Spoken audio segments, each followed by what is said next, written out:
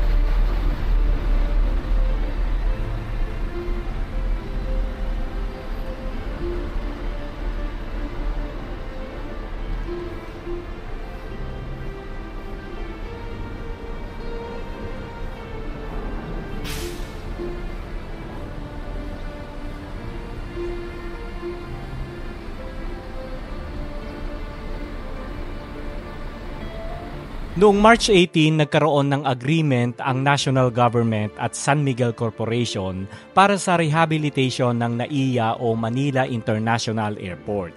At may budget na 170.6 billion pesos. Kasabay dyan ang additional terminal, ang bagong Terminal 5. Kaya ang dating Nayong Pilipino at Philippine Village Hotel ay tuluyan ng mawawala. Ayan. So backstory lang about dito sa Philippine Village Hotel at saka sa lumang Nayong Pilipino. Ang Philippine Village Hotel ay itinayo around 1970s and natapos ito taong 1974 kasabay ng Miss Universe pageant noong 1974. At alam nyo ba mga kaitsubero na ang hotel na ito ay idinisenyo pa ng National Artist for Architecture na si Juan Nakpil. So meron na pala itong significant value. At ito ay pag-aari ni Mr. Jose Marcel Panlilio. So kapareho lang ng may-ari ng Silahis Hotel sa Rojas Boulevard. So hindi ko alam kung sila rin or baka kamag-anak lang din nila yung may-ari nito, no? Kaya nang sumapit ang taong 2000, nagkaroon ng problem sa financial ang mga Panlilio kaya ang Philippine Village Hotel hindi na nakakabayad ng renta sa Nayong Pilipino Foundation and 2001 tuluyan na ngang ipinasara ang Philippine Village Hotel. Tapos ang Nayong Pilipino ay binuksan taong 1970s and tuluyang ipinasara noong 2002 and inilipat sa Clark, Pampanga. Tapos galing ako doon sa Clark noong December 2023 ay tuluyan na rin itong sarado. Ay, hindi ko alam kung magbubukas pa sila o baka bubuksan din in the future. Okay, so ito yung Nayong Pilipino. Ayan sa likuran natin. Sarado. Ayan. So wala na tayong makikita dito. Sarado na. Okay, labas na tayo dito.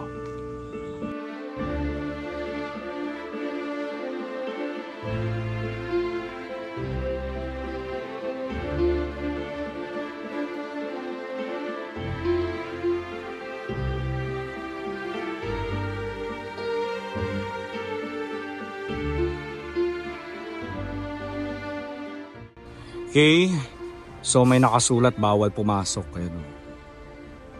So hanggang dito lang tayo sa labas, ano? Ayan. Biruin mo, national artist pala yung nagdisenyo ng hotel na ito, no? Okay, mamaalam na tayo sa Philippine Village Hotel. Ayan, tapos dun yung Nayong Pilipino.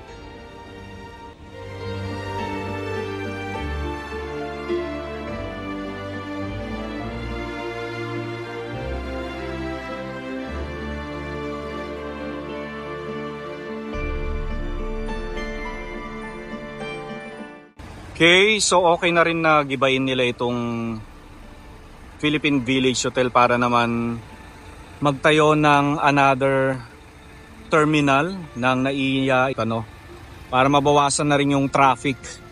Sana nga mabawasan, ano.